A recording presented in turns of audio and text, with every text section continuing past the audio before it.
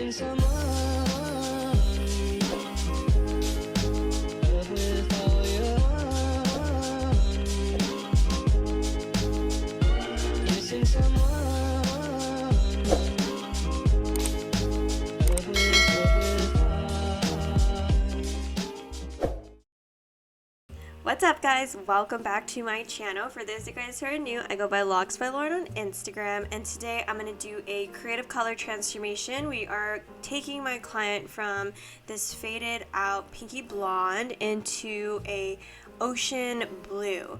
But before we get into that, I'm going to be doing a pretty much like a balayage technique on her, which is basically kind of like my signature foliage, where I get my clients as light as they can so that the creative color tone can fade as beautiful as this. And so before this session, my client, it had been a while due to COVID, so her roots were really long. You can see a lot of depth in between her balayage pieces. So basically today is technically a second session to her lightening, to where we're going to pick up all of those dark pieces that we left out last time and get everything pretty much solid. And generally that is normally what I like to do on all of my clients. So for my products, I'm going to be using 20 volume, 6 volume mixed together, and I'm going to be mixing that with some Blonde Me. I like to mix this 1 to 2 to get a nice thick creamy consistency for my balayage. And then after this first bowl of 6 and 20, I'm going to just go ahead and do just 20 volume throughout the whole head.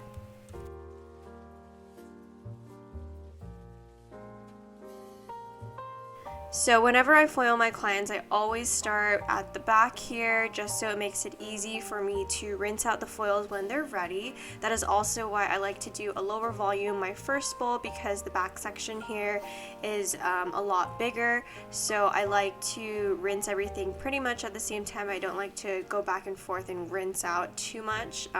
So it just kind of saves time to do a lower volume at first. So you can see here, I am carefully picking out the dark pieces to try and get that bottom part more solid. And sometimes, because this is her second session with me, we did most of the lightening that first session. So that first session, you could see that the weaves were very chunky, and that's what got her super blonde. I like to do that first session so that my clients feel like they have the color that they want first, and then I worry about blending it out and getting everything solid later down the line. I feel when I do this with first-time clients, you gain their trust because you can get the color that they're wanting, and then later you can worry about blending and adding in more dimension once they're at the color that they want.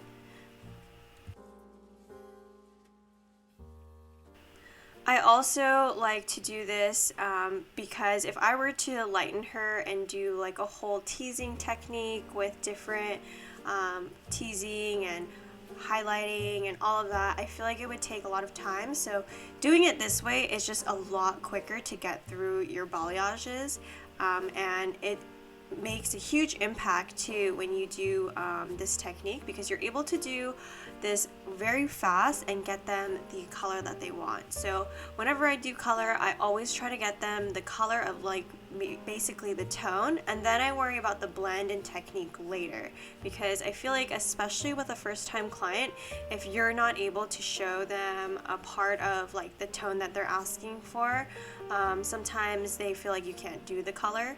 So I feel like as long as I can get them as light as possible to where their hair can take it, and get them as close as possible to the tone that they're wanting, they gain a lot of trust, especially for a first-time client, because they can know that you can get the color. And then later, if they feel like it's too solid and they want something more blended, that's something you could totally do with just technique. But as long as they have that trust in you that you can get them that tone that they're asking for, I feel like that's the first big step that a lot of my clients appreciate and have that trust when they first come to me, and feel like that I can pretty much give them the color, whatever color they ask for, as long as their hair can take it. Another reason why I like to do this technique is because it's very easy for me to pick up where I left off last time. You'll notice that her first session with me, everything underneath the occipital, those weaves were very big, but as I get closer towards the top of the crown of the head, the weaves do get smaller. So the pieces that I'm going to be picking up as I get closer towards the top of the head where she starts to part her hair, these dark pieces will be a little bit thicker, opposed to how they're a little bit thinner right now since I did them more chunky the first session. And that just creates like a nice blend too. I feel like I'm able to easily pick up all of the pieces each session. So after this one, her third session, I will start to create a nicer highlighting pattern underneath the occipital. So you can see that everything is kind of like chunky and thin. So that third session, I start to make it a little bit more even to where it's like an even chunkiness opposed to having it so drastic. That way it just kind of blends a little bit better. So you can see here as I'm at the top, the weaves have gotten more on the medium size, and so they're kind of pretty equal. The amount of dark that's in between, you can see the light that I did that first session isn't as big and chunky, and that's just to create a really nice blend. So here on this top part, I left it more dimensional like that so that she could feel a little bit more blended and it didn't feel as chunky as it did on the bottom. So once my client's foils reached to a level, about a level 9 and 10, I started to rinse them out. And even though we're going to be doing a really deep blue on her, I like to always lift my clients as light as they can, especially on my girls that are really dark naturally, because a lot of them don't like to fade copper or orange. So it just gives the creative color a nicer fade. And then this is pretty much what my client's hair looked like after I finished her balayage. You can see her mids and ends look pretty much solid and her roots are still blended. And this is pretty much just her second session of going lighter. And generally this is kind of what my clients will look like after 2 sessions of a balayage, of them wanting to do something similar to this. This is kind of how I approach it and get them as light as this. Also, I did not tone her hair, but I did use some Pulp Riot Barcelona Purple shampoo just as a slight pre-tone to the blue. So here is pretty much the goal of where my client wants to be. So I went ahead and mixed up some Pulp Riot semis.